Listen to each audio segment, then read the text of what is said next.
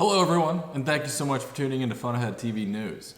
We'll be right back with our regularly scheduled program of Shooter McGavin's Chip Shots, Tips, and Tricks. But for now, a special report from Fun Ahead TV News. Take a minute to go back with me a few years to the 2000s. Popped collars, Live Strong wristbands. Elon Musk wasn't even yet a household name. Yet Flava Flav, for some reason, was a household name. It's my strong feeling that the 2000s were the last great decade of driver's cars. If you think I'm wrong, well, I'm not. So please, stay tuned. So, as part of this special news report, let's take a second to think about what it is that makes a particularly good driver's car. Responsive, communicative steering feel, for one, of course. Instant throttle response. Great intake and exhaust note, yes. A high revving, free spinning engine, yes, of course. Responsive and communicative braking. Great chassis response. And lastly, but not always critically, but yes, very importantly, a manual transmission. Of course, there are exceptions to that manual transmission rule, but in general, that's a major critical aspect. It's all of the above characteristics that give a vehicle a strong seat-of-the-pants feeling, and they help us feel one with the vehicle, which, as a result, comes together to make it a great driver's car. Unfortunately, many, if not all of these characteristics have disappeared in today's vehicles. Therefore, it is my strong feeling that the 2000s was the last great decade for driver's cars. Now, all of this is not to say that there are not great driver's cars in today's day and age. I give a lot of credit to manufacturers who are still making an effort to make good driver's cars, regardless of the fact that, in general, these vehicles are not high sales volume vehicles. Plus the fact that these vehicles are also very expensive and difficult to develop when trying to fit into today's emissions and crash regulations. Let's go ahead and take a second to think back on some of those vehicles that were fantastic driver's cars from the 2000s that enthusiasts still to this day hold to very high regard.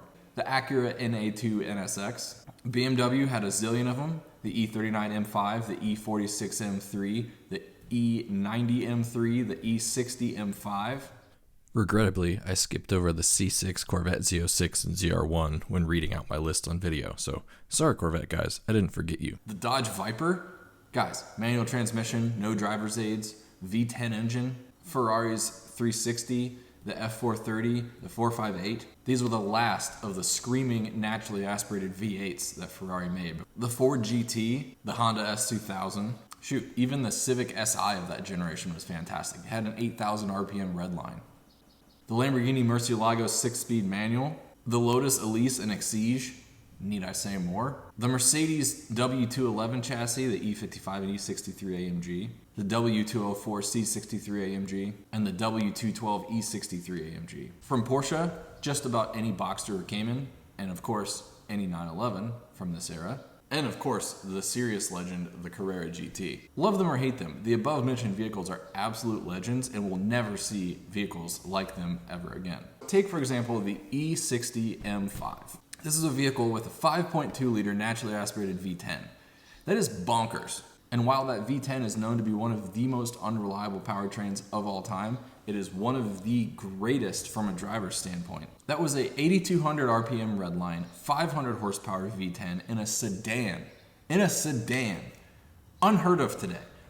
Never would we ever expect a car company to come out with a sedan that has a naturally aspirated 5.2 liter, high revving, racing derived V10 in it in today's day and age. But the point is, that car was of an era where OEMs said, screw practicality, we're putting the driver first. So, do the above characteristics still exist in today's ICE cars? Let's go ahead and break those down. All right, let's start with responsive communicative steering. Does that still exist in today's day and age? In a word, no. Unfortunately, this was killed off right around 2010 when electronic power steering became mass produced across the industry. Now, why did this happen? Well, electronic power steering, or EPS as it's better known, did away with the traditional hydraulically assisted power steering systems. Why did that happen? Well, there were a couple reasons. The main reason was that in a traditional power steering system, you have a power steering pump, the hydraulic pump, that always needs to be driven by an accessory belt in order to provide assistance to the power steering rack. Unfortunately, that constant driving of the pump means that there's always a drive on the engine via the accessory belt, which hurts your fuel economy. So in order to get around that, electronic power steering was implemented. That way, the only time that you have a draw in the engine is via the alternator. When you're going down the road in a straight line, typically, you don't have any more of a draw on your alternator, and you've removed the power steering pump, therefore better fuel economy. The second reason this was implemented is because there are much less components to this. So once it was adopted by the masses across the industry, you basically have a control module and an electronic motor, and then you have your steering rack, which of course at the time was a little bit more expensive, but once you did it on a big scale, costs came down. So pros are better fuel economy, and it was cheaper to the OEM. However, the downside was you had this electronically assisted steering rack, which hurt feedback into the steering column. The traditional hydraulic power steering systems allowed for a lot of communication to happen from the road up into your steering wheel. However, having the electronically assisted steering racks completely deadens out any input from the road, meaning that if you're driving in an on-track scenario, you don't feel what the front wheels are doing. So this has caused OEMs to have to calibrate simulated feeling into the steering rack. Has it gotten better thanks to great calibrations these days? Of course it has. But is it as good as hydraulic power steering systems? No. Next item, instant throttle response. Does this still exist in cars? In some cases, maybe. In general, across the industry, again, because of emissions regulations, we have seen the trend of downsizing engines and turbocharging. And of course, hybrid powertrains, etc. Just talking about turbocharged engines, as a result, inherently, you decrease throttle response, or at least pedal to torque response feeling from the driver. Why is that? Well, because of the way physics works, whenever you stab the throttle, there is always, no matter how small your turbo is, no matter how responsive it is, there's always going to be some level of lag. So, does instant throttle response exist today? It does, but on average, it's not there as much. Great intake and exhaust note. Does this still exist?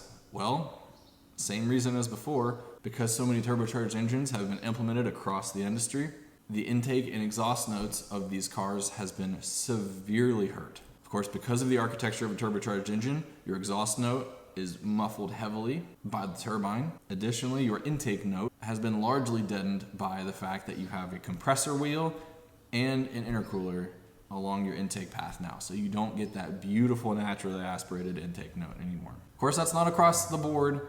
There are still some engines that are naturally aspirated out there that have great sound, but in general, the masses don't have this anymore. High revving, free spinning engines. Again, due to the implementation of turbocharged engines.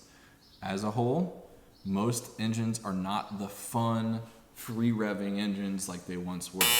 Case in point, the S2000, the AP1 S2000. That engine revved to 9,000 RPMs. I don't know if you've ever driven one of those cars, but those are an absolute hoot to drive. Sure, all their power is up towards 9,000 RPMs, but that's the point. But again, due to the implementation of turbocharged engines, this characteristic in drivers' cars has largely been removed from the industry. Why is this, you ask? Well, due to the way that turbocharged engines versus naturally aspirated engines make their power, turbocharged engines do not have to rev as high. They can rev as high in certain racing applications, but for on-street application, they do not want or do not need the engines to rev high at all because they can make all their power from 1,500, 2,000 RPMs, and then they don't need to rev as high to make their power as a result. So revving them, in fact, doesn't give you much benefit at all. So while the turbocharged style of power delivery does have its pros and cons, it is nice to have all that torque from down low in the RPM range, it isn't considered to be the way to go from a purist, enthusiast driver's car standpoint. Next item up, responsive braking. Does this still exist in internal combustion cars today? Yes, it does, but in a big way. This has also been killed due to the implementation of electronically boosted brake boosters. So, similar to the power steering systems of cars today, braking systems have also moved towards being electronically assisted, as opposed to the traditional systems of being vacuum boosted. The reason for this is simple. It's the implementation of autonomous driving systems, such as adaptive cruise control and collision mitigation braking. The electronically boosted systems allows for them to be controlled electronically, as opposed to requiring a brake pedal stroke in order to apply the brakes. While this is great for safety, the electronically boosted master cylinder does cause a disconnect between the brake pedal and the road, meaning that from a driver's standpoint, the brakes are not nearly as communicative. You can't figure out just via your foot what the brakes are doing, or what the wheels are doing rather. Therefore, it's difficult to know when you're limit braking. So finally, it hurts overall driving feel, but this mostly applies to on-track environments. Next up, let's break down good chassis response. Does that still exist in today's vehicles? Now, if you're anything like me, you keep your ear to the ground with regards to upcoming vehicles and new releases of vehicles. One of the number one items that every journalist picks on is, of course, numb power steering feel, which has been a thing ever since the implementation of EPS, and the vehicle's size. Almost every vehicle, no matter what, whenever comparing a new vehicle to an old one, the journalists always mention that it is bigger than its predecessor. Now, of course, bigger vehicles means it's larger in dimensions and it's heavier, which affects its handling. So why is that? Well, in addition to ever-increasing emissions regulations, every OEM is also abiding by ever-increasing crash regulations. Now, of course, the design aspects that go into a vehicle to allow it to meet modern crash regulations are extremely complex. However, one of the main things is the size of the vehicle needs to increase typically in order to account for additional crash safety regulations. So that means more internal structural support of some kind. Inherently, that causes the vehicle size to grow from generation to generation. So simply put, the larger, heavier vehicles are able to be stronger and therefore hold up to the more stringent crash regulations. Now, of course, the unfortunate truth is that the older, smaller generations are simply much less safe than the current generation. However, the new vehicles are becoming larger and heavier to meet safety regulations at the expense of their light, tossable driving characteristics. And lastly, manual transmission. Now again, like I said, this is not always required for being a characteristic of a great driver's car. There are many great driver's cars that are automatic transmissions. In today's day and age, we've got these amazingly fast dual clutch transmissions and make a car very fun to drive. But no doubt, having a manual transmission adds so much to the driving experience. Specifically in North America, manual transmissions are on the endangered species list. Younger people simply just don't know how to drive them, and older people prefer not to drive them. Now, of course, I know in Europe that's a different story, and I'm very jealous to all of you Europeans for having so many manual transmission cars at your disposal. But here in America, unfortunately, they are not readily available. Just for fun, let's go ahead and ask ourselves, do the above driver's car characteristics exist in today's EVs? I'm not going to break down everyone in detail like I just did for the ICE cars. Instant throttle response, of course, that exists in spades for EVs. Chassis response. Now, EVs, of course, are just as big as ICE cars because they have to abide by the same crash regulations that ICE cars have to abide by. So inherently, their chassis dimensions are similar. And in fact, EVs are much denser than ICE cars because they are much heavier per square foot of volume because of the very heavy batteries that they must contain in order to drive the distances that they need to go in order to be marketable. However, they can make them flat and wide and put them in the floor of the car, and because you have so much dense weight in the floor of the car, it keeps your center of gravity low. This, as a result, can make for some very well-handling vehicle. In every other category, no.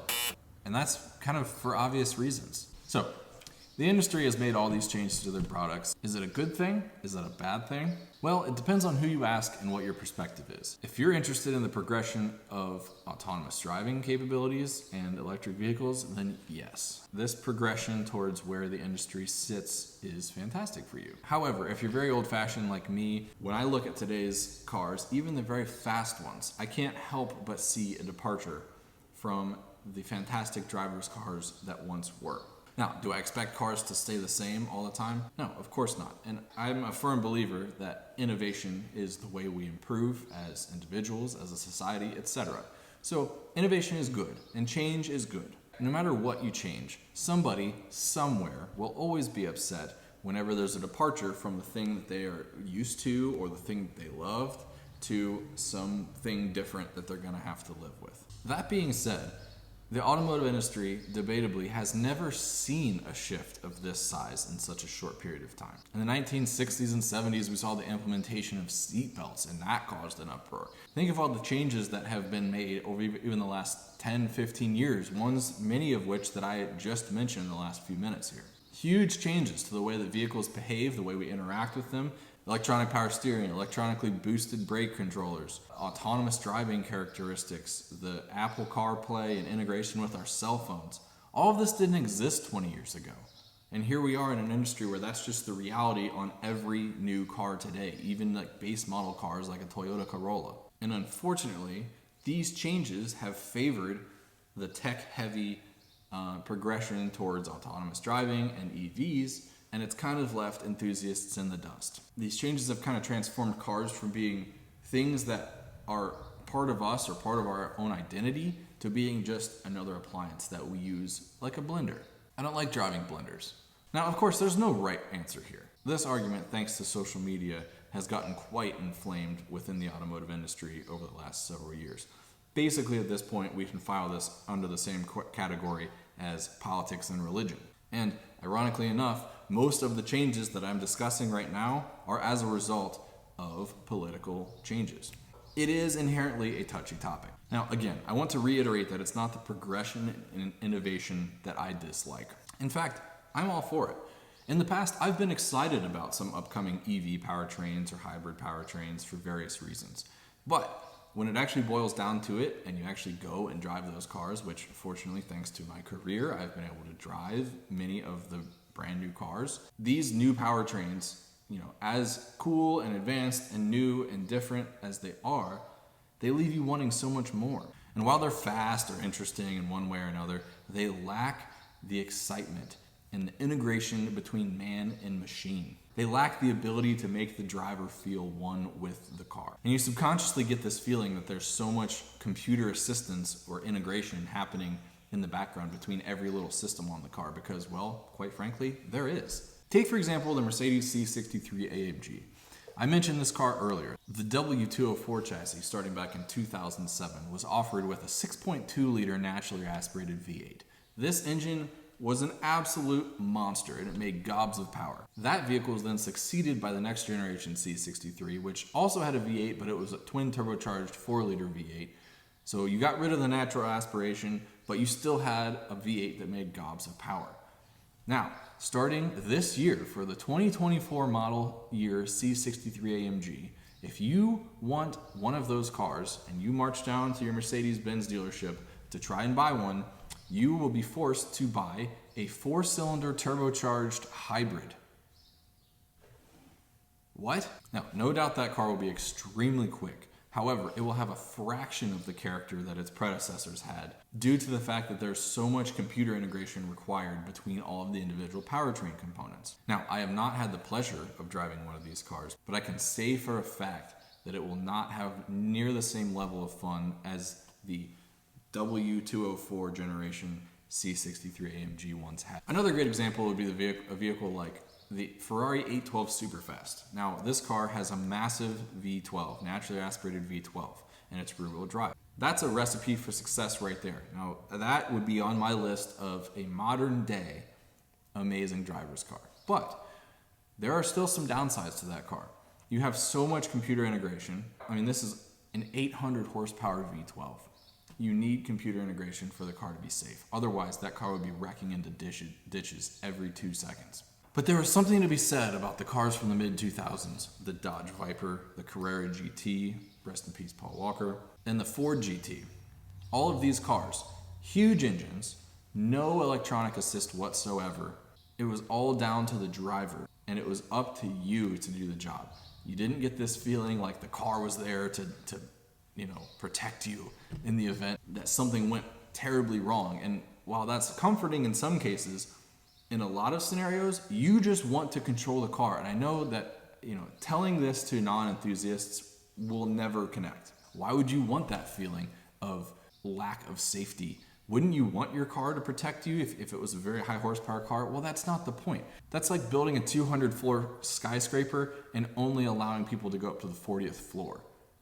You want to uncork that thing without the computers being like, oh, wait, let me drive the car. You gave the engine to me. Those are extreme examples, but this is kind of the point of what I'm saying. So this news story has been a very long rant, but that is the reason why the 2000s cars are so great. The 2000s were the last generation to produce such a high number of amazing driver's vehicles. Not only was it the last era of OEMs throwing caution to the wind when applying ridiculous internal combustion engines to their cars, it was before the age where we had an electronic control unit for every little facet of every aspect of the vehicle. Given the current direction and climate of the automotive market, we will never see an era of automotive greatness like that ever again. Well, on that note, we must end. So, back to your regularly scheduled program of Shooter McGavin's chip shots, chicks, and whatever the hell I said. Thank you so much for tuning in to Fun Ahead TV, and I will see you guys next time.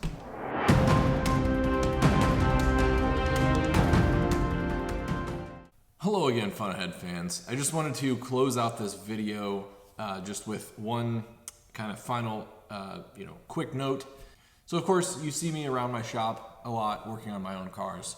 And I get asked a lot if I ever work on other people's cars. The answer to that is yes, I do, but with an asterisk. I don't typically just do odds and ends, regular maintenance, what have you on people's cars. I do mechanical restoration.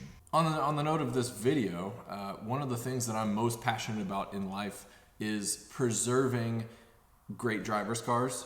And the driver's cars that I have taken a liking to the most over the years are Porsches, not surprisingly if you've ever watched my channel. I work almost exclusively on the 986 Boxster, 996 911, 987 Boxster Cayman, and the 997.1 911. Owning a Porsche, which is inherently somewhat of an expensive car, to replace the things that are inevitable service items on these cars, I'm very passionate about preserving the driver's cars that mean a lot to me, and I really want to help out my fellow enthusiasts by keeping their cars on the road for many, many years to come. These jobs are inherently expensive, but I can just about guarantee I will be cheaper than an independent mechanic and certainly cheaper than a dealership. So that being said, if you have a 986, 996, 987, 997.1 and you live in the Central Ohio area or can get your car to the Central Ohio area relatively easily, the kind of services I provide are kind of the more major ones that these cars need. Intermediate shaft bearing, timing chain guide replacement, timing chain tensioner replacement, air oil separator, intake manifold gaskets, engine mount replacement, the pesky oil filler tubes that are the corrugated plastic that love to crack. And also I do some various engine track prep to make them a little more beefy, such as like deeper oil sumps and the better oil return tubes for the 996s and 986s. Also, I do the transmission synchro replacement, which is a common failure item on these as they start to age and get higher mileage. Clutch, pressure plate, slave cylinder, flywheel, of course, oil changes. I'll do maintenance while I'm in there. Cooling system stuff like water pump, radiators.